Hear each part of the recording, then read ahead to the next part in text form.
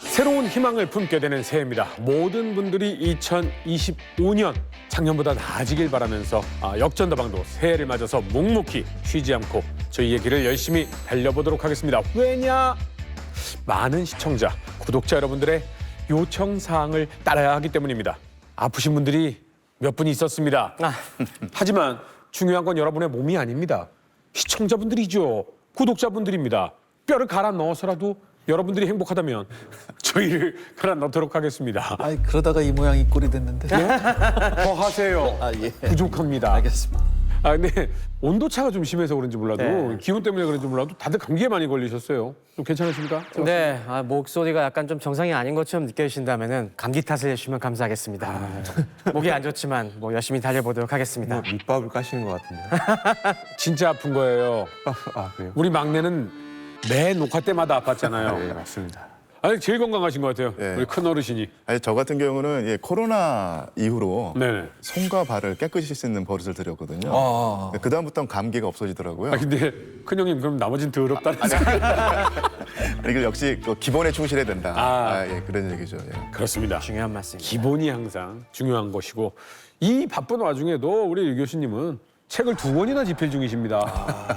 이런 부지런함에 저희가 박수를 보내드려야 됩니다. 네. 기대하겠습니다. 자, 그렇다면 제1차 세계대전 포화이즈 해석판 계속해서 이어나가도록 하겠습니다.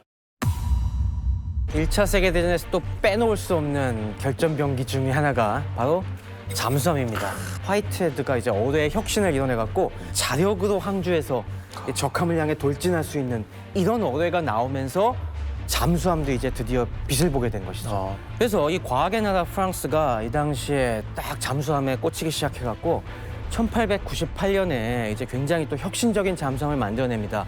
그 이름이 바로 나르발이라는 이런 잠수함인데요. 나르발? 네, 복각선체로 해갖고 내부는 압력에 잘 견딜 수 있는 그런 압력 용기 같은 원통형으로 만들고 겉에 껍질은 수상해서 잘 달릴 수 있는 그런 형태로 이제 선체를 설계해갖고 수상, 수중에서 다 적당히 잘 달리는 이런 성능을 만들고요. 저 당시 프랑스에서 저걸 설계한 해양공학자가 막심 레베프라는 사람인데 막심 레베프가 저걸 만들고 나서 독일에서도 이 나르발을 비슷하게 만든 새 잠수함이 나왔으니 그게 바로 꼬렐레라는 잠수함입니다.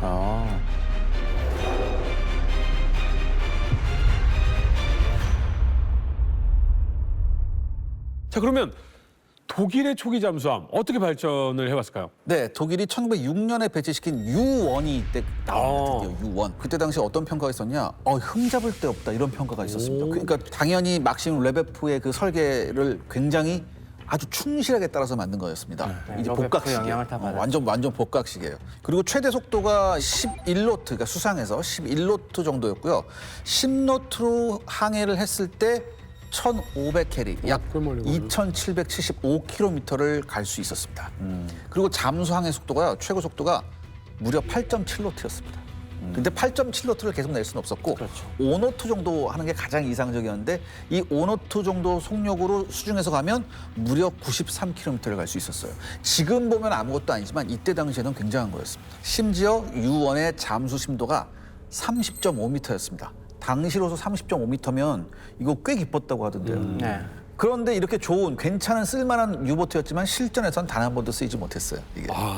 그런데 독일 잠수함 기술이 여기서 끝이지 않았죠. U1의 계속 발전했죠. 집게가 있습니다. 바로 U9이었는데요. 전체 길이가 57.38m고요. 폭이 6m, 높이가 7.5m, 그다음에 수상 배수량은 493톤입니다. 그러니까 함에 가지 못하는 정이죠. 사실 잠수정이라고 봐야 되는데. 그리고 수중 배수량은 611톤. 수중 배수량이 500톤을 넘기 때문에 이제 잠수함이라고 부를 수 있는 거였는데 그래서 최대 14.2노트, 수중에서는 8.1노트로 갈 수 있었습니다. 항속거리는 수면에서 14노트로 1,800캐리, 3,300km를 갔습니다. 그리고 수중에서는 5노트로 80캐리 150km 갔죠. 그리고 잠수 깊이가 30m였잖아요. 원래 U1은. U9에서는 50m까지 잠수 깊이가 깊어집니다. 그리고 500mm 어뢰 발사가 4개를 장착했어요. 그래서 선수 선미에 각 2개씩 그리고 총 6개의 어뢰를 탑재했습니다. 그러니까 우리가 보통 잠수함 영화 보면 어뢰를 마구 쏘는 것 같은데 절대 아닙니다. 끼고 확실다. 굉장히 결정적인 순간에 한 발을 탁 발사해야 되는 거예요. 초기에는 이제 기관총이 있었는데 전쟁 발발 이후에는 이 기관총을 3.7cm 포 이걸로 바꾸고요. 이게 포로 매달았겠어요, 잠수함에. 올라왔을 때 싸우려고. 그렇죠. 네. 근데 올라오면 떨어지잖아요. 근데 이때는 항공기로 이제 잠수함 공격하는 맞아요. 기술이 그게. 없었어요. 그렇기 때문에 이때는 괜찮았었어요. 근데 37mm 포로 배에다 아무리 쏴봤자 별 데미지가 없는 거예요. 그래서 나중에 1915년에는 이게 50mm 포로 바뀝니다. U9은요, 1914년 9월에 데뷔를 했는데 여기서 엄청난 일이 발생합니다. 초전에 1시간도 채 되지 않는 시간에 세 척의 영국 순양함을 격침시킵니다. 그리고 2주 만에 어느 정도 전과였냐? 여러분 넬슨 제독 잘 아시죠? 뭐 영국 최고의 영웅이죠. 넬슨 제독이 평생 해전에서 잃은 것보다도 더 많은 영국 해군을 이 U9 단 한 척이 이뤄요. 근데 U9이 엄청난 그 전과를 거두기 전까지 수많은 어떤 시행착오나 뭐 작은 성과들이 있었겠죠? 시행착오가 굉장히 많았죠. 처음에는 선체를 어떻게 만들어야 되는지 대한 노하우도 부족했고 어떻게 격실을 잘 만들고 방수 대책을 세워야 되는지도 이게 부족해갖고 테스트하다가 방수가 안 돼갖고 침몰하고 그런 일들도 많이 있었어요. 사실 사고가 났다 하면 모두 사망인 거잖아요. 맞아요. 그렇죠. 그 중에 가장 큰 문제 중에 하나는 엔진이 적당한 게 없었다는 것도 큰 문제였습니다. 저 때가 디젤 엔진이 막 나왔을 때예요. 그러니까 디젤 엔진이 1897년에 나왔습니다. 그 전에 그나마 이제 가솔린 엔진은 좀 일찍 나와갖고 그래서 요 당시에는 가솔린 엔진을 처음에 탑재해 봤는데 가솔린 엔진은 문제가 있죠. 힘이 약해요. 힘도 약한 측면도 있고 폭발하기가 쉽잖아요. 가솔린이 워낙 인화성이 강하니까 군함에 쓰다가 실제로 영국 해군은 폭발로 사고로 날려먹기도 했어요. 그러다 보니까 그거보다 조금 폭발력이 낮은 등유 엔진을 그래서 많이 썼어요. 등유가 그나마 인화성이 적으니까. 근데 또 등유 엔진은 힘이 좀 약하고 연료를 많이 잡아먹기 때문에 항속거리를 늘리는데 이제 부적합했어요. 원거리 작전이 안 됐던 거죠. 한계가 있었죠. 그러다가 이제 그 대안으로 막 등장한 게 디젤 엔진이었는데 디젤 엔진은 1897년에 처음 만들어지다 보니까 아직 기술이 제대로 충분히 발전이 안 돼갖고 1910년대가 돼서 이제 본격적으로 탑재되기 시작했죠. 그래갖고 디젤 엔진으로 유명한 회사가 지금도 뭐 길거리에 그 큰 덤프트럭에서 볼 수 있는 바로 만사가 그 당시에 그걸로 히트를 쳤습니다. 그래서 이제 1910년대가 돼서 디젤 엔진이 본격화되니까 그리고 축전지도 기술도 발전하고 모터 기술도 발전하고 종합적으로 추진 체계에 대한 기술이 올라오니까 이때부터 잠수함 기술이 탄력을 받기 시작한 거죠. 그래갖고 독일도 이때 1차 세계대전 개전 시 돼서는 28척까지 취역을 시켰습니다. 하지만 이 중에서 아까 소개하신 대로 U1부터 U4까지 이때는 워낙 시험작이어갖고 이미 이젠 실전 투입하기 어려운 성능이었어요. 그리고 뭐 이미 4척은 그 와중에 여러 가지 고장을 일으키고 있던 상황이어서 영원히 못 올라오는 배도 있었고. 침몰해가는 경우도 있어갖고 독일도 개전 시에는 불과 20척밖에 가용하지가 못했습니다. 그러니까 그 당시 전함을 막 수십 척씩 만들어내고 있던 독일 해군 입장에서 얼마나 천덕거리였겠어요. 진짜. 너네가 뭘 할 수 있겠냐? 적당히 너네는 초계 함식으로 그냥 돌기나 해. 그리고 사실 2차 대전 이후에 네. 나중에는 정말 많은 병사들이나 장교들이 요보트에서 사망했잖아요. 전사했잖아요. 네. 근데도 불구하고 줄을 섰잖아요. 여기가 독일의 최고의 정예병들이 타는 곳이다 이렇게. 근데 그러면 이때 당시에는 안 타고 싶어 했겠네요. 전혀. 아주 한직 중에 한직. 소수의 뜻 있는 사람들만 나서는 그런 직종이었고. 어떻게 운용할지에 대한 개념도 없었던 거잖아요. 지금. 그러니까 너네가 물속에서 자주 있으면서 숨어 있기 좋으니까 알아서 저기 어디 영국 해군이 오고 있지 않나 흩어져서 감시 정도다. 초계 임무나 해라 돌면서 원래는 그런 임무로 이제 투입을 시켰습니다. 그래서 또 이제 이게 초계 임무를 하다가 이제 발견하면 왜 통신을 해야 될 거 아니에요. 위에 올라와야 돼. 올라와서 오징어 등 같은 거 이렇게. 저기 뭐 사진 같은 거 보시면 이미 돼 있잖아요. 저렇게 삐죽하게 나와 있고 거기 안테나가 이미 다 걸려 있고 저 상태로 물속에 들어갔다 나왔다 하는 겁니다. 그 에펠탑 축소 버전. 네, 맞아요. 딱 그렇게 돼 있어요. 저게 망국기 걸려고 한 게 아니군요. 그런 목적으로도 썼지만 저기다 이제 등을 걸어 놓으면 밤에. 오징어. 오징어 많이 확실히 보입니다. 에펠탑을 공부하고 나니까 이제 보이잖아요. 그렇죠. 그게. 그래서 개전한 지 얼마 안 돼서 1914년 8월 6일에 첫 전투 초계 임무에 이제 10척이 투입이 됩니다. 하지만 이 첫 임무 자체도 처참했어요. 한 척은 나가다가 고장을 일으켜갖고 다시 금방 회항을 해야 됐고요. 그 배가 굉장히 운이 좋은 배였습니다.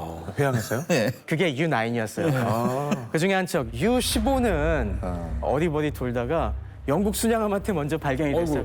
영국의 순양함 HMS 버밍엄이었는데 예. 대포 쏘기도 그러니까 그대로 그냥 받아버렸어요. 순양함이 훨씬 함급이 크니까. 그렇죠. 그래갖고 저 U-13은 그대로 두동강 나서 침몰됐습니다. 그때나 지금이나 잠수함 자망이 빨리 안 돼요. 영화에서도 제가 옛날에 본 적이 있는데요. 배가 막 다가오니까 더 빨리 막 하면서 하는데 최대로 가라앉을 수 있는 속도가 있는 거잖아요. 엄청 이게 천천히 가라앉는 거예요. 아, 초기에는 이 밸러스트 탱크 채우는 게 나중에 2차 세계대전 되면 그래도 빨리 열어서 확 들어갈 수가 있는데 저 때는 좀 그래도 슬슬 들어가는 요 정도. 그래서 이 순양함이 막 자기한테 다가오는 게 보고 있는 거죠. 이렇게 온다 막 이렇게. 예, 그래서 뭐 금방 받아버렸고 U-13도 일화가 있습니다. U-13은 중간에 실종이 돼버려요. 초계 임무 나갔다가. 그 얘기는 가라앉아 버렸다는 소리네. 네, 이거는 왜 가라앉았는지 더안 좋은 것 아마 같아요. 좌초돼갖고 그랬던 그러니까 걸로 우리가 13이라 숫자가 안 좋아요. 진짜 안 좋아. 이래갖고 8월 중에는 한 달 동안에는 잠수함이 아무런 전과를 못 내요. 아, 무전과. 그래갖고 독일 해군 내에서 거 봐라 안 된다고 했잖아. 왜 이렇게 고집을 부려갖고 돈 낭비래 하면서 진짜 악평이 끊이진 않았습니다. 거 봐라 뭐 이런 거죠. 우리 부모님들이 자식에게 절대로 해서는 안 되는 말. 내가 뭐 그럴 줄 알았어. 라고 하는데 독일 해군도 그 말을 하고 있었습니다. 속이 타들어가고 있는 한 달이었는데요. 천덕꾸러기 잠수함의 인생 역전. 전과가 필요합니다. 그렇습니다. 이게 진짜 미운 오리 새끼처럼 어느 순간 화려하게 갑자기 부활하는 날이 오는데 이게 딱 한 달 정도 지나고 나서 드디어 그런 사건이 벌어졌어요. 첫 초계 나간 지 딱 한 달 되는 9월 3일에 U-21이 북해에서 전투 초계를 하던 중에 영국의 정찰 순양함인 HMS 패스파인더를 딱 발견하고서 이 어뢰를 날려서 정확히 화약골 때렸어요. 그래갖고 진짜 순식간에 대폭발을 해버렸습니다. 이게 생각보다 굉장히 가까운 거리에서 쐈죠. 네, 이게 그 당시에는 굉장히 가까운 곳에 있을 수밖에 없습니다. 어뢰가 사거리가 길지 않았기 때문에 최대한 접근해서 몇백 미터 내에서 쏘는 거였는데 자칫 잠수함 자체도 위험할 충격이 수 갈 수 있었죠. 있었던 그런 근데 거리였어요. 문제는 네. 이걸 당한 영국에서 이걸 어뢰 공격이라고 생각하지 못했어요. 설마 우리가 잠수함에게 맞았겠냐. 왜냐면 영국도 이 당시에 생각이 뭐였냐면은 잠수함은 위협이 절대 못 된다. 우리도 잠수함 만들어봐서 아는데 이거 실전 투입 못해. 그러니까 아무 걱정 없이 다니고 있었습니다. 독일뿐만 아니라 전 세계의 잠수함은 아직까지는 천덕꾸러기군요. 그냥 정찰용으로만 쓰던 거였죠. 공격용으로 쓴다는 생각을 못 하고 있었어요. 그래갖고 이렇게 당하고 나니까 이거 기뢰 건드린 거다. 그래서 기뢰 경보만 내려지고 잠수함이라고 생각을 못 하고 있었는데 드디어 또 한 보름 정도 지나서 9월 22일에 드디어 세상을 깜짝 놀라게 한 일이 벌어지고 맙니다. 이게 바로 U9의 대전과였어요. U9이 이날도 역시 전투 초계를 쫙 하고 있다가 초계 임무를 돌고 있던 장갑순양함 HMS 아부키르를 딱 발견합니다. 그러고서 역시 잘 숨어 있다가 이걸 먼저 강타해서 이게 어뢰를 맞고 막 기울어집니다. 근데 역시 이때도 영국은 이걸 기뢰를 건드린 줄 알았어요. 그래갖고 주변에서 같이 돌고 있던 이제 호그와 크래쉬가 빨리 도와야지 하면서 오히려 이 아부키를 향해서 다가왔습니다. 그러니 U9에게는 진짜 땡큐한 일이 절호의 벌어진 기회죠. 거죠. 이거 생각해 보세요.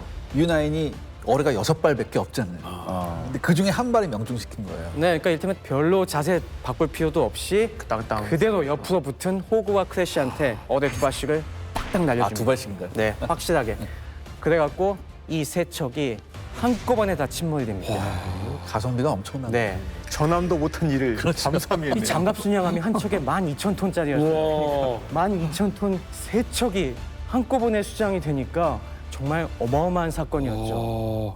그리고 이게 또 재미있는 일화가 있는데 이 세 척의 이름이 아부키르 그리고 호그 그리고 크래쉬였습니다. 크래쉬급 장갑 순양함인데 전쟁사 좋아하시는 분들은 이 공통점을 딱 느끼실 겁니다.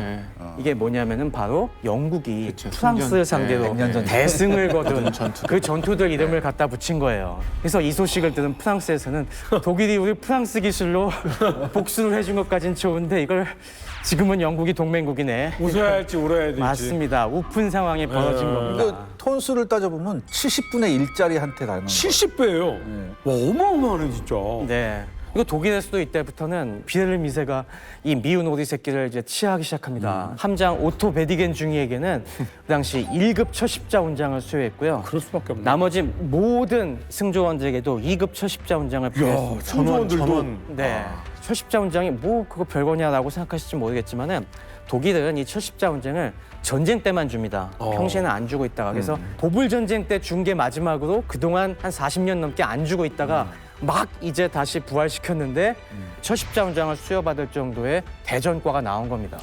국가적 영웅들인 거잖아요. 맞습니다. 저 정도면. 그때서부터는 완전 갑자기 해군의 천덕꾸러기에서 우리 해군의 간판 스타, 간판 영웅으로 언론의 스포트라이트 받으면서 난리가 났고요. 그다음에 이 베디겐 한장은 그 뒤로도 전과를 많이 냈습니다. 방호 순양함 HMS 호크까지 격침을 시켜갖고 저 함장 한 명이 초반에 순양함 4척을 보내니까 진짜 영국 해군이 간담이 서늘해진 겁니다. 이 지구 역사상 베디겐이 톤급으로 보면은 가장 체급으로 높은 많은 급을 잡아낸 함장으로 기록돼 있겠네요. 아, 뒤에 2차 세계대전 때야 또 있어요? 돼서야 이제 그걸 넘는 함장들이 나오는데 저 때는 진짜 넘사벽이었죠. 그래서 이 당시에 영국 해군의 충격이 어느 정도였냐면은 이 영국의 본국 함대 홈플리트가 그 당시 영부레업이라든가 스코틀랜드 북쪽의 스캐퍼 플로우 같은 데 이제 딱 기지를 만들고 있었는데 영국 해군이 깜짝 놀라갖고 야, 우리 잠수함에 대한 방호 대책 만들 때까지 다 피해.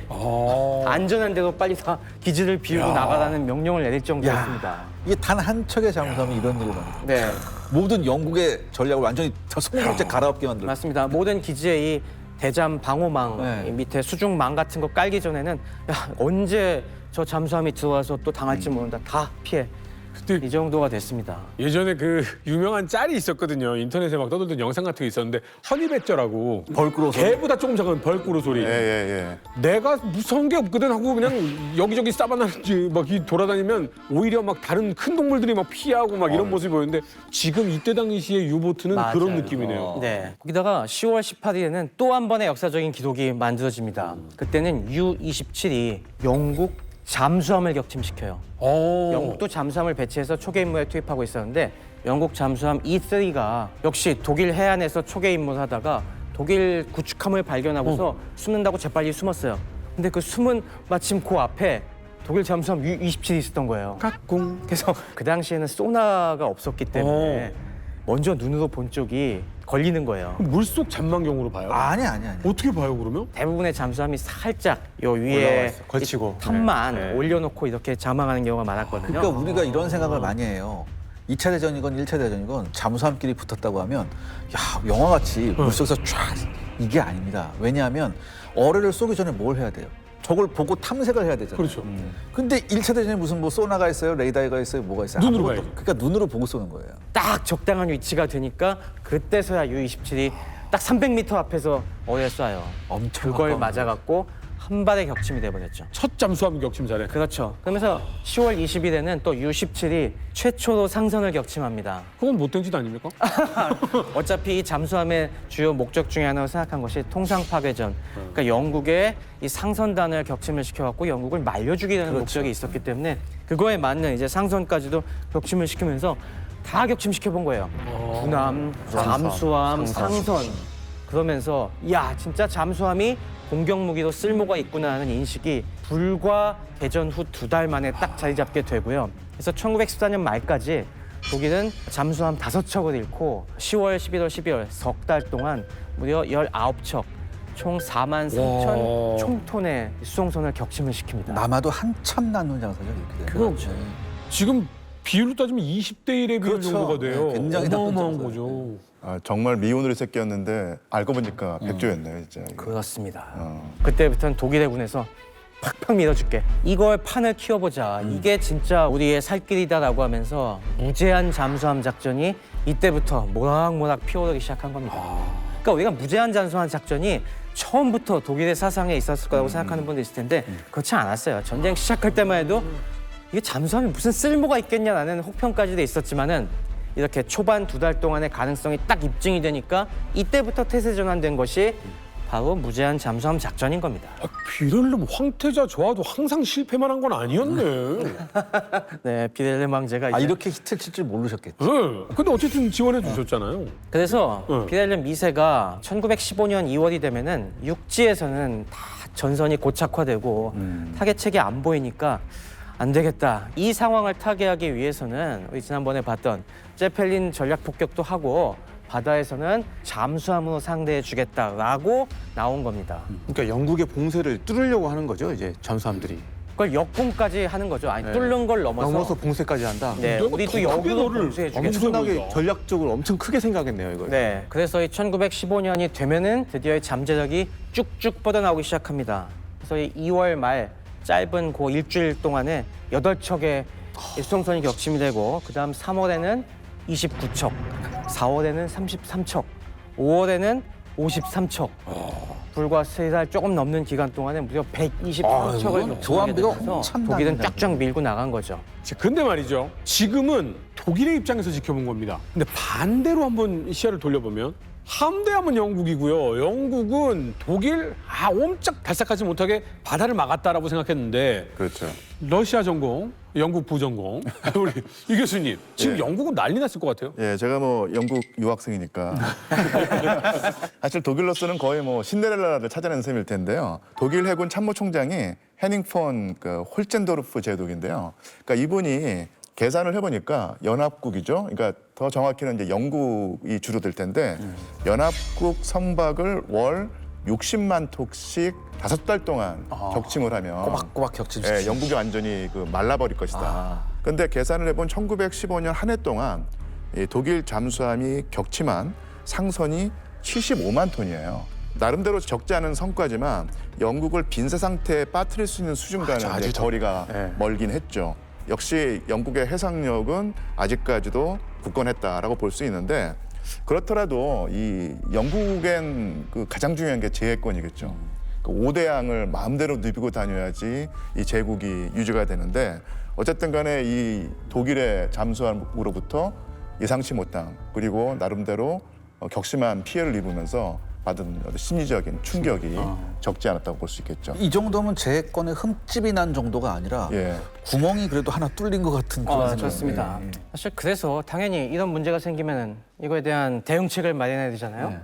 그래서 이때부터 연합국 측에서는 이 대응책을 마련하는데 어마어마한 노력을 기울이는데 또 대응책을 찾아낸 것이 잠수함 기술의 선도국이었던 프랑스예요? 프랑스였습니다. 이것도 굉장히 재밌는 얘기인데 그건 다음 시간에. 프랑스. 이거 K-드라마 기법인데요.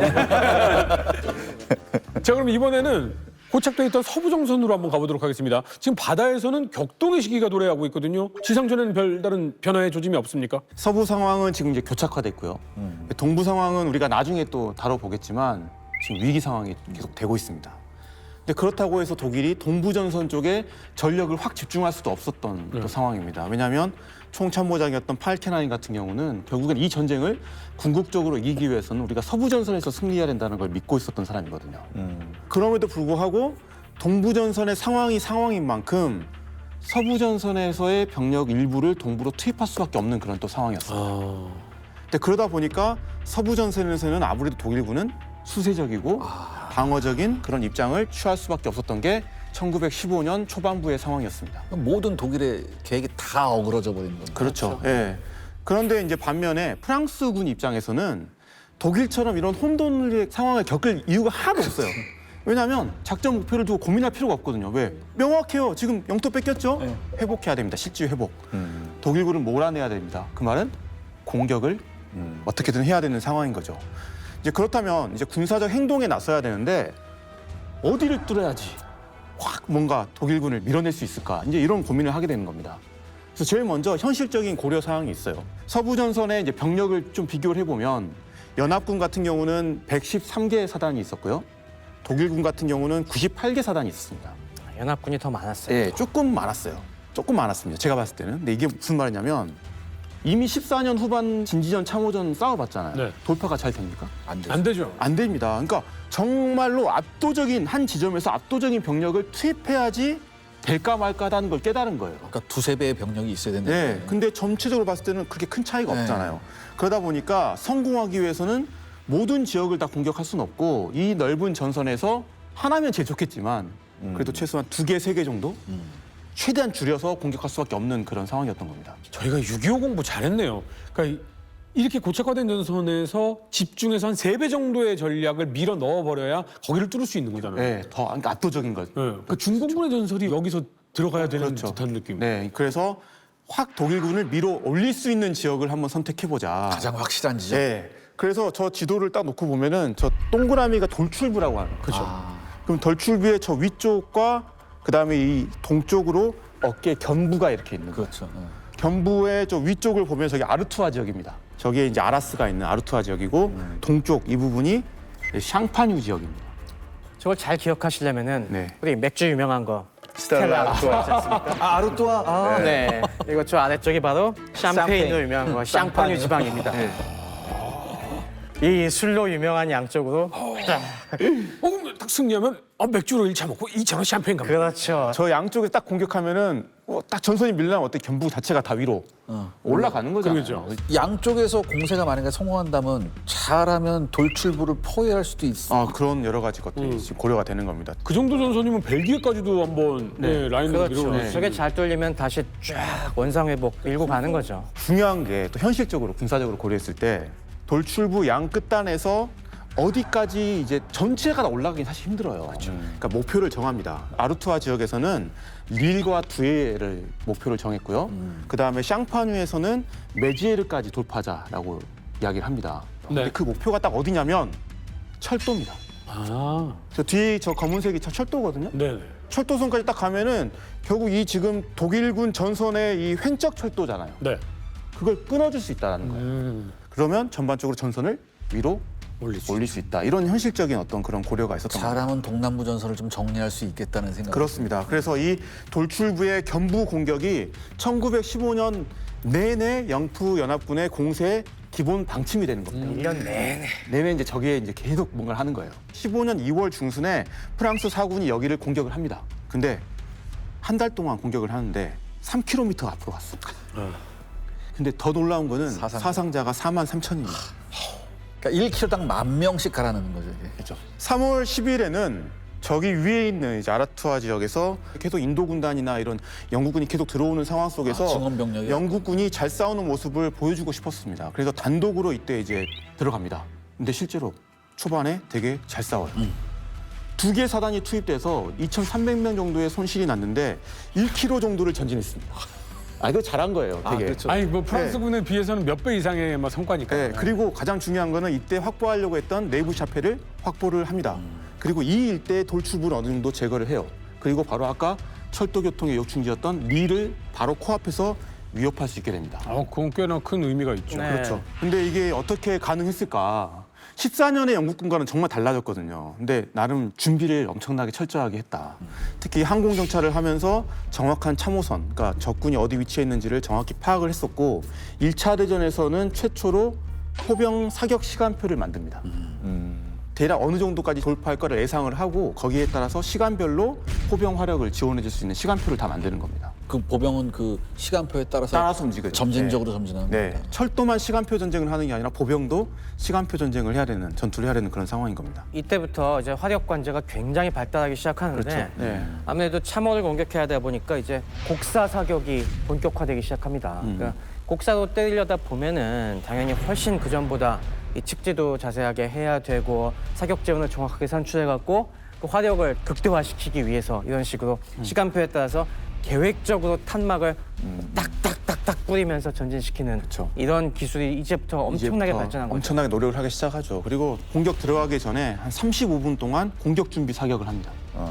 이것도 우리들 기준에서는 되게 짧다고 느껴지지만 그 당시 기준에서는 대단히 기술적이고도 집중적인 사격을 가했다. 그리고 독일군 후방 지역으로 탄막 사격을 하면서 독일군의 증원부대도 차단하려는 그런 계획까지도 가지고 있었습니다. 이런 준비 덕분에 초반에 성과를 거뒀다. 그러나 더 이상 전과 확대를 하지를 못했습니다.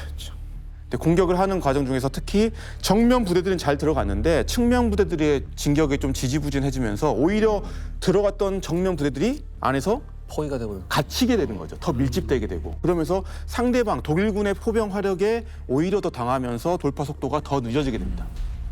그리고 더 중요한 건 뭐냐면 전장의 어때 환경이 계속 변하잖아요. 그런데 후방에 있는 군단 사령부나 포병 같은 경우는 그 전방에 있는 8km, 10km 앞에 있는 우리 부대들이 어떻게 지금 싸우고 있는지 그 상황을 파악할 수 있는 방법이 없는 거예요. 그러니까 시간표는 있지만 그 시간표대로 지금 전투가 이루어지지 않고 있다는 겁니다. 그러니까 특히 전투 지역 같은 데는 전화선이 배설이 잘 안 되다 보니까 결국에는 이런 상황 전달을 누가 해줘야 됩니까? 연락병? 예, 영화 1917에 나오는 그런 연락병들이 뛰어가면서 이렇게 해줍니다. 자전거 타고 말 타고 뛰어가면서 막. 예, 근데 문제는 시시각각 전투가 계속 변화하는 거죠. 이미 가서 전달했는데 그 상황은 지나가버린, 늦어버린 상황이 되는 겁니다. 그래서 제때 포를 쏴줘야 되고 제때 증원 부대를 투입해줘야 되고 제때 지휘 통제를 해줘야 되는데 그게 정말로 어려웠던 겁니다. 그 상황에서 이제 독일군은 예비대가 계속 투입이 됐고 영국군은 예비대를 적시에 투입하지 못하면서 결국에는 더 이상 전과 확대를 할 수 없었고 이 며칠 전투 동안에는 영국군 사상자가 10,000명이 넘게 발생을 합니다. 그래서 최종 결과를 놓고 보면은 영국군이 12,000, 독일군이 약 8,600명 정도의 사상자를 낳게 되는 그런 전투가 돼버리고 말았죠. 결국에는 이 전투를 두고 이 당시에 이제 영국군 총사령관이었던 프렌치경 같은 경우는 우리가 초기에 잘했다. 그런데 왜 졌느냐? 포탄이 부족해서 졌다. 포탄. 이거를 타임즈에 인터뷰를 해요. 그러니까 결국 정부를 비판하는 거잖아요. 근데 이제 총리였던 에스큐스 같은 경우는 우리 포탄 충분히 있었다. 그리고 전쟁 장관이었던 티츠너 같은 경우도 문제 없었다 이렇게 이야기를 합니다.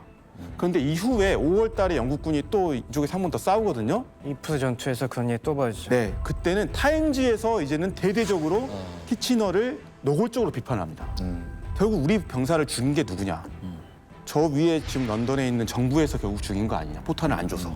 이제 이런 문제들이 나오니까 결국에 이게 정치적인 이제 파문이 일게 되고요. 이른바 포탄 스캔들이 발생을 하게 됩니다. 그래서 이 비판의 한가운데 있었던 에스키스 같은 경우는 연립 정부를 만들 수밖에 없었고요. 그다음에 원래는 이 물자를 전쟁성에서 만들었는데 법을 만들어 버립니다. 군수법을 만들어가지고 앞으로는 새롭게 군수성을 만들 테니까 여기서 전쟁 물자를 담당하게 해라. 이렇게 하게 됐고 결국 처음에 비판을 했던 프렌치경 같은 경우는 연말에 본인이 스스로 또 사임을 하게 되죠. 아이, 떨어보지 못할 것 같네요. 네, 그렇죠. 네. 지금 보면 현장 상황에서는 지휘 통제가 제대로 되지 않고 현장 상황을 모르니까 아무렇게나 포를 쓸 수는 없는 노릇이고 네. 그것도 아니 우리는 포탄 써도 된다고 했는데 왜 자꾸 포탄을 우리가 못 쓰겠다는 거야 라고 지도부에서는 억울할 수도 있다라는 생각이 드는데 실제로 탄약과 포탄이 부족한 상황이었습니까? 엄청나게 부족했습니다. 아, 전쟁 초기에는 이렇게 장기화될 줄 몰랐기 때문에 이만큼 포탄 재고라든가 생산 능력이 충분히 갖춰놓지 않았습니다. 이건 모든 국가들이 공통적인 문제였어요. 통계를 보면 이걸 명확히 알 수 있을 텐데요. 전선이 이제 마른강 이후에 좀 참호전으로 들어갈 시점이 되니까 프랑스군은 이제 주력 화기였던 75mm 포탄을 갖다가 얼마 쓰나 조사해봤더니 하루에 전선에서는 5만 발이 필요하다고 막 아우성이었는데 75mm 탄만 5만 발. 네. 근데 이 당시에 전선에 공급되고 있었던 양이 하루에 11,000발에 불과했습니다. 아 5분의 5분의 1밖에 안 됐던 거죠, 프랑스군도. 영국은 훨씬 더 심해갖고 1915년 1월이 되니까 이제 영국의 또 대표적인 포가 18파운더 포인데요. 우리 포탄 공급해줄 수 없으니까 하루 사격량을 하루 4발로 문당 이게 전투하지 말라는 뜻이지. 쏘나만 하는데. 네, 이렇게 제한하는 명령까지 나올 정도였어요. 이 근본적인 원인은 일단 전선의 포탄 수요를 너무 과소평가했던 겁니다. 이렇게 전쟁이 될지 몰랐겠죠. 그죠? 맞습니다. 그나마 이제 전쟁 전에 비축량으로 처음에는 버텼어야 됐는데 개전 시 포탄 비축량이 독일이 그나마 제일 많이 하고 있었는데 독일이 한 2천만 발, 그리고 프랑스가 한 500만 발, 그리고 러시아가 한 1,200만 발 정도 해갖고 그나마 이 육군국들은 어느 정도 갖고 있었어요. 하지만 이것도 금방 바닥이 납니다. 이 프랑스는 전쟁 전의 계획에서는 우리 한 달에 10만 발 정도면 충분하지 않을까? 하루 아닌가요? 혹시 한 달이에요? 그러니까 뭐 이걸로 따지면은 500만 발 있으면은 그냥 50개월, 뭐 4년도 싸우겠네. 뭐 그렇게 과소평가하고 있었는데 그러다 보니까 생산 능력도 월에 10수만 발 정도 생산하면은 충분히 쓰고 보충하고 하겠구만. 근데 웬걸 뚜껑을 열다 보니까 한 달에 쓰는 소모량이 무려 90만 발인 겁니다. 90만 발. 이것도 부족하다고 아우성 치면서 쓰는 거잖아요. 그렇죠. 90만 발이면 5단이면 다 이렇게 재고가 날아갈 정도지 않습니까? 그래서 사실 마른강 전투할 때도 프랑스군이 화끈하게 더 밀어붙이지 못한 이유 중에 하나가 포탄 보급이 제대로 안 되는 거예요. 이거 독일은 그나마 재고량은 많았는데 독일의 문제는 뭐였냐면은 빠르게 전선으로 이동하다 보니까 보급이 안 되는 겁니다. 앞으로 추진이 안 되는 거예요, 이게. 그래서 전선에선 역시 포탄 부족해요, 아우성하고. 독일은 또 화학공업이라든가 여러 가지 군수공업이 훨씬 더 기반이 강했기 때문에 탄약 생산량이 있었다고 하지만은 그래도 월 25만에서 30만 발 정도밖에 안 됐어요. 이것도 역시 까보니까 전선 소요량의 3분의 1도 못 미치는 그런 순위라는 걸 그때서야 깨닫게 됐고 제일 심각한 게 이 바로 포탄 스캔들이 터진 영국이었습니다. 아, 기대됩니다. 영국은 어느 수준이었냐면은 전쟁한 지 무려 9개월이나 지난 1915년 5월까지도 한 달 생산량이 7만 발에 불과했어요. 이러니까 세발 네발쏘라고 하지. 그러니까 이게 이 7만 발은 육군을 위해서 생산한 포탄이었죠. 그렇죠. 예. 그러다 보니까 1915년 내내 포탄 부족에 아주 고전을 했습니다. 근데 러시아도 물론 만만치가 않아요. 아, 러시아 어떻습니까? 문제는 러시아는 생산량이 중요한 게 아니잖아요. 가지고 오는 것도 힘들죠. 오는 게 문제 아니에요? 네. 총체적인 문제였어요. 개전에 1,200만 발을 갖고 있었지만은 운송수단이 부족해갖고 네. 이걸 추진도 안 되고 이걸 또 역시 전선에서 동부전선의 격전에서 금방 써버리니까 나중에 그 다음에 생산량이 부족해서 보충이 안 되는 거예요. 이 지경이 되다 보니까 1914년 말, 1915년 초가 되면은 모든 독일, 프랑스, 영국에서 탄약 공장 증설 경쟁이 벌어집니다. 그 여기서 사실은 좀 인문학적으로 짚어볼 점이 있는데요. 전쟁에서 언론과 전쟁의 수행 관계가 중요하거든요. 근데 영국 같은 경우는 언론이 문제점을 드러내고 터뜨리고 네. 밝혀내지 않습니까? 네. 그래서 사실은 언론이 이 문제를 건드리고 이슈화했기 때문에 영국이 노력을 해서 네. 이 문제를 해결하게 되죠. 그래서 나중에 독일의 그분 빌 2세가 전쟁이 진 다음에 우리가 진 이유가 바로 영국의 언론 때문이다.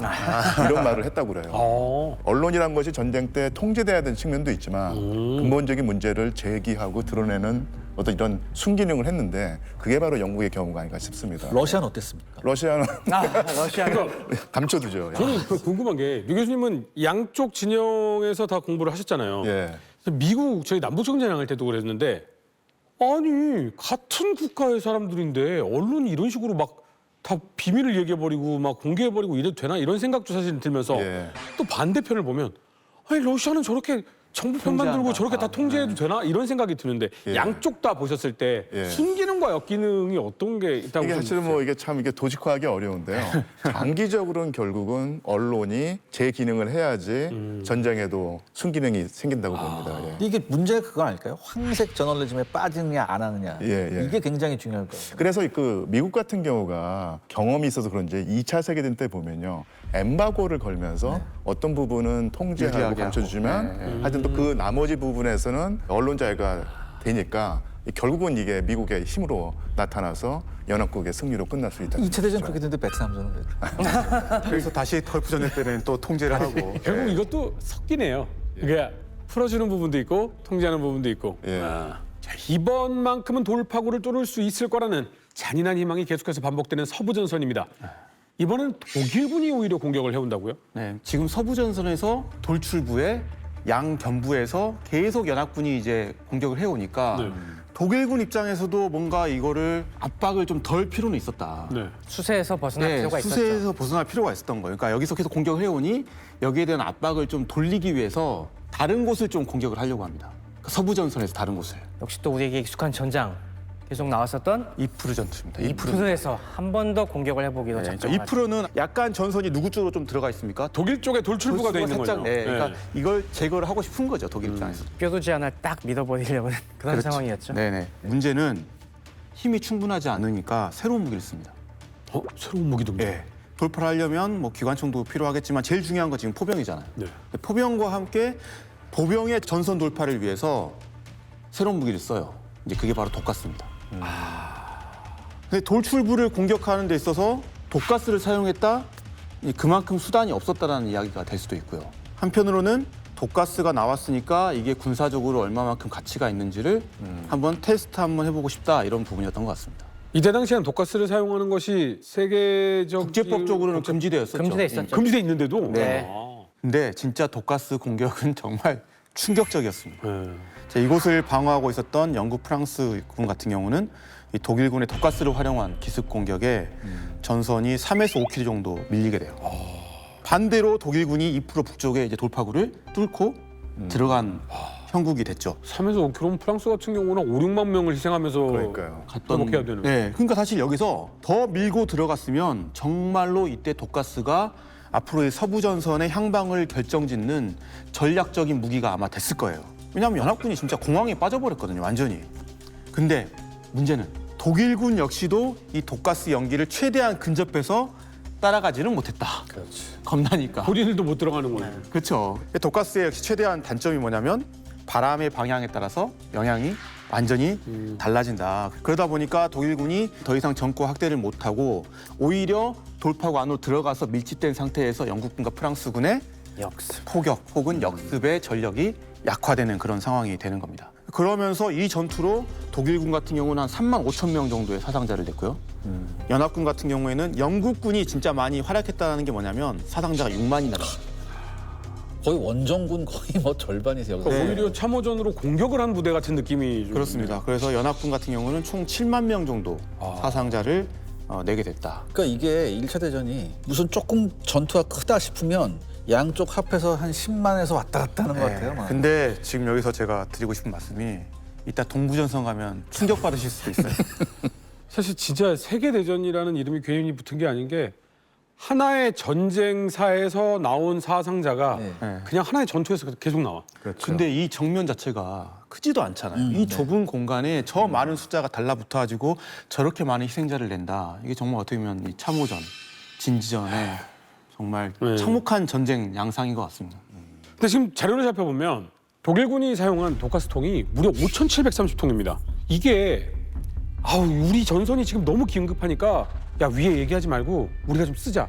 이 정도 수준의 결정이 아니라는 거거든요. 엄청 치밀한 계획을 사용했다는 거잖아요. 이게 독가스를 이런 식으로 사용한 게 처음입니까? 처음인 것 같지만 사실은 처음은 아닙니다. 사실 이런 방법이 등장하기까지 조금 약간 사연이 있었어요. 이제 독가스의 위험성에 대해서는 1차 세계대전 이전부터 이미 알았습니다. 19세기 말에 화학이 발전하면서 그때부터 많은 화학자들이 이것저것 찍어 먹어보고 냄새 맡다가 이제 죽는 화학약품 사고가 굉장히 많았기 때문에 근데 예전에 진짜 놀랐던 게 니트로글리세린 이런 거 약간 달짝지근한 맛 나가지고 사람들 찍어 먹고 그랬다면서요? 맞아요. 니트로글리세린은 약으로도 쓰이잖아요. 응, 협심증 약으로 쓰이고. 그 화학 발전에 있어서 이렇게 맛보고 냄새 맡는 거는 워낙 옛날엔 당연한 하나의 연구 방법이었기 때문에 이게 또 의미가 있습니다. 형은 아무거나 찍어 먹지 마요. 네, 지금은 이제 지식이 딱 발전해갖고 이미 그런 게 다 정리가 돼 있기 때문에 함부로 그렇게 하면 안 되죠. 그래서 이미 1899년 헤이그 선언 그리고 그 뒤 8년 뒤 1907년 헤이그에서는 아예 조약으로 해서 독가스는 앞으로 안 된다. 절대 사용 금지 이런 식으로 이미 국제사회 공감대가 형성이 돼 있었습니다. 그리고 독가스 사용할 시에 이거는 전쟁 범죄다 이러니 처음에는 이제 각국도 이걸 노골적으로 독가스를 써야겠다 이렇게 생각하지는 않았어요. 그런데 이게 고삐가 풀리게 된 계기가 있었는데 이게 뭐냐면 최루탄 때문입니다. 좋다. 혹시 우리 유 교수님이 아주 제일 많이 당해보셨을 유 교수님이 넌덜머리를 내시네요. 80년대 학번이라 정말 옛날 얘기인데요. 나 때는 말입니다. 예. 한번 교내에서 시위가 있었는데 앞에서 철탄이 터졌어요. 그래서 이게 포연처럼 그렇죠. 이렇게 쏟아오르는데 전 뭣도 모르고 이렇게 포연을 뚫고 지나갔거든요. 네.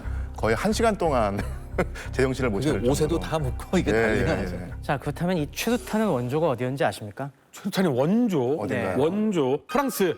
보통 흉악한 일은 영국이 하지 않겠냐고 생각하시겠지만은 맞습니다. 이건 프랑스가 아니 있어요. 왜냐면 과학기술이라. 맞아요. 이게 최루탄이 민중봉기하고 굉장히 연관이 있잖아요. 네. 맞습니다. 그래서 섀도제라는 게 알려지면서 이걸 본격적으로 경찰이 대량 채용하기 시작한 게 프랑스부터였어요. 프랑스는 워낙 그런 게 역시 시위의 나라. 네, 시위의 나라 프랑스 경찰에서 이때 또 나온 게 뭐냐면은 역시 유 교수님 잘 아시겠지만은 전경들 예, 최루탄 발사기 있지 않습니까? 예. 레밍턴 샷건에다가 앞에다 발사기 넣어갖고 빵 쏘는 이것도 아주 끔찍한 기억인데 이걸 그때 보급했습니다. 프랑스에서. 1912년에 이걸 채용하고서 1914년에 전쟁이 터지니까 이걸 군에다가 그냥 보급을 합니다. 이거 혹시 전쟁터에서도 유용하게 쓰일지 몰라. 그래서 이걸 들고 마른강 전선에도 나가고 하면서 쏘아봤는데 이게 문제는 시위는 좁은 공간에서 하니까 그렇죠. 이게 효과가 있지만은 넓은 벌판에서 전투하는 입장에서는 이게 금방 날려버려갖고 큰 효과가 없었어요. 그다음에 독일에서 어쭈 너네가 감히 우리 화학대국 독일한테 최루탄을 쓰겠단 말이지 우리도 써주마 하면서 뇌부샤펠 전투에서 또 대량으로 씁니다. 여기서도 영국군을 상대로 이제 쏴봤는데 여기서도 큰 효과가 없었어요. 근데 이게 최루탄은 이 당시에 각국이 화학 무기로 생각하지 않았습니다. 이거는 독가스가 아니지 라고 하다가 독일이 점점 더 이 최루탄을 많이 써보자라고 해서 에스컬레이트 했구나. 1915년 1월에 동부전선에서 폴란드 전선에서 그때 러시아군을 상대로 그때부터는 진짜 포탄에다가 이 최루액을 많이 넣어서 그때 18,000발을 한번 쏴봤습니다. 효과가 있었습니다. 역시 없었어요. 역시 광대한 대륙 벌판에서는 18,000발을 쏴도 금방 슉 날려갖고 뭐 다들 왜 이렇게 좀 따갑지 하지만 전진하는 이런 상황이 벌어졌던 거죠. 이렇게 되다 보니까 이거 안 되겠어. 뭔가 좀 획기적인 센 거는. 새로운 방법이 필요하고 더 센 놈이 필요하다. 라고 해서 이때부터 화학자들의 자문을 구하니까 조금 더 독성이 높은 게 염소가스가 있습니다. 염소가스를 한번 써보시죠. 염소가스는 무겁기 때문에 이걸 탱크에다가 가득 담아서 참호를 바닥에 잘 깔아놓고 있다가 바람이 우리 등 뒤에서 적을 향해 쫙 불어오는 날, 전반적으로 기류가 안정적인 날 그 뚜껑을 확 열어보면은 그럼 효과가 있을 겁니다. 라는 조언을 해줍니다. 그리고 이렇게 캐니스터에 담아서 연무처럼 쫙 확산시키는 이 방법을 드디어 이프르 전투에서 선보이기 시작한 겁니다. 근데 이 2차 이프르 전투 여기서 할 때만 해도 그동안 계속 실패했기 때문에 이거에 대한 효과가 반신반의했어요. 그럼 기대를 진짜 안 잘 될까? 네. 그리고 독일 이게 보안을 지켜야 되기 때문에 사용하는 독일군 내에서도 이거에 대한 교육을 잘 안 시켰어요. 독가스에 대한. 그러다 보니까 저쪽이 갑자기 슉 뭐가 시퍼런 연기가 깔려서 적을 향해 날아가는데 저쪽에서 왁 비명 소리가 나고 캑캑캑 하는 소리가 막 이 끔찍한 얘기가 들어오니까 독일군도 겁에 질려갖고 이게 뭐야? 하면서 전과학들 감히 뛰어나갈 생각을 못했던 거죠. 근데 이 비극이 한번 벌어지니까 그 다음부터는 진짜 선 넘었네 라고 하면서 헤이그 주하이군 모으고 없다. 너도 나도군요. 너도 나도 더 강력한 화학무기를 투입하는 이런 아비규환이 벌어진 거죠. 연합군도 이제 사용하기 시작하는 거군요. 그렇죠. 너네가 먼저 선 넘었어. 독일 입장에선 최루탄이 먼저 선 넘었어. 서로에게 책임을 전가하고 이게 에스컬레이트 되는 비극이 벌어진 겁니다. 그럼 염소가스가 저렇게 살포를 하면 어느 정도의 타격이 있어요? 염소가스가 물에 녹으면 되는 게 뭡니까? 염산이에요. 이게 점막에 우리 수분에 닿아서 녹아버리면은 이게 염산이 돼갖고 우리 몸을 다 녹이는 겁니다. 염산을 가스로 만들어서 뿌린 거예요? 그러니 이게 치명적일 수밖에 없죠. 그럼 이거 제독할 때는 어떻게 해야 돼요? 물로 씻으면 안 될 거 아니에요?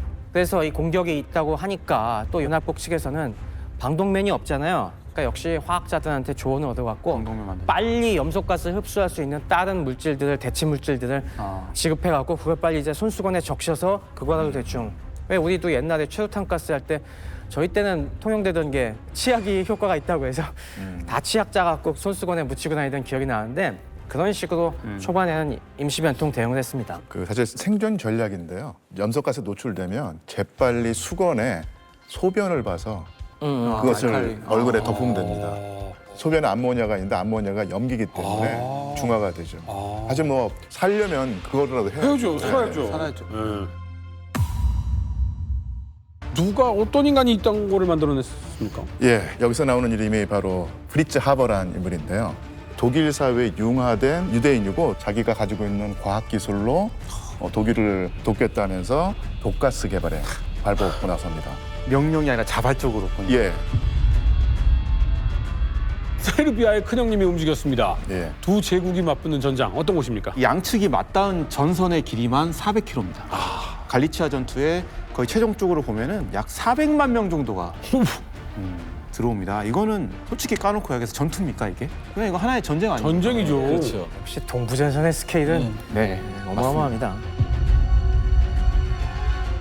이 프셰미실은 이 갈리치아 지방의 가장 요새화가 잘 된 곳이었는데요. 여기서 진짜 치열한 공방전이 앞으로 6개월간이나 벌어지게 됩니다.